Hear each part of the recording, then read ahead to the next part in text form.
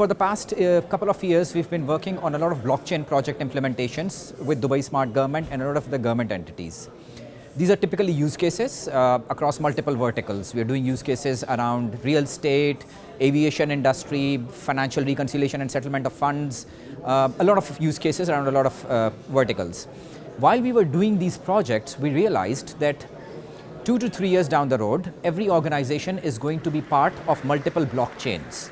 So for example, land department in Dubai, I know, is doing 4 blockchain projects. One around a mortgage use case in which they have a consortium of banks that they're working with. Then there's a property leasing use case in which there's a consortium of property management companies. But Dubai land department is the common regulator.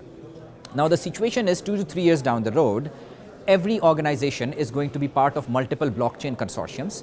And for each implementation, an implementation could be on Ethereum, another one could be on Hyperledger, another one could be on Quorum in the same organization.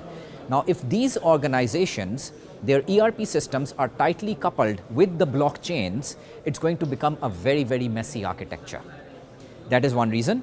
The other reason is that since blockchain technology is very new, there are constantly new versions of blockchain platforms coming out. So I remember our first use case that we did back in 2017 was done on Hyperledger Fabric 0.6. When Hyperledger Fabric 1.0 came, we realized that it's a completely different world. Now, if the core systems, the core ERPs, existing systems are tightly coupled with blockchain, you'd have to go back and redo everything. That is why we foresaw that there's a need for a blockchain orchestration and governance layer. That is our product, which is called Cypher. It exactly does the same. It has an adapter for Ethereum, it has an adapter for Hyperledger, it has an adapter for Quorum. And what we do is that when we deliver a use case, we deliver it on Cypher. So all the smart contracts are written on Cypher, and an organization can have interoperability between multiple blockchains as well through Cypher because we can orchestrate that.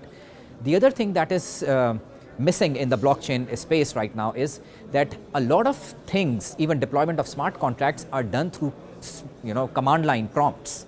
Now here you're talking of a trusted environment across multiple organizations, and the deployment of smart contract is being done through command line, which means there's no governance around it, right? So that is the single biggest loophole. So this is another thing that Cypher does. It has a proper monitoring and governance mechanism through which deployment of smart contracts, monitoring of different chains, all of that is done through Cypher. So this is what our product is, and this is what we are doing. See, I will not be able to comment on Poland because I just arrived here yesterday and this is my first time here. I'm loving the city, by the way. Great people, great place. I can tell you a few basic fundamentals of blockchain adoption.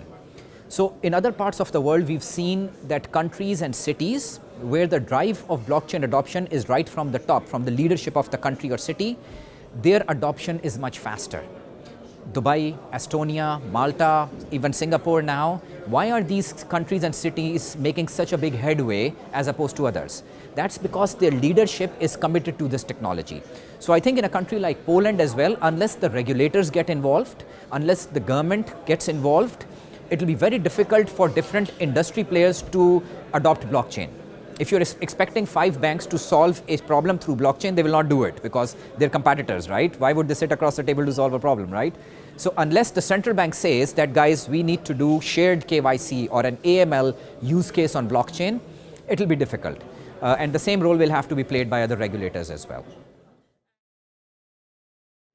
Avanza as a company, we're deliberately trying to stay away from anything cryptocurrency related. So all the projects and use cases that we are involved in are private permission blockchains.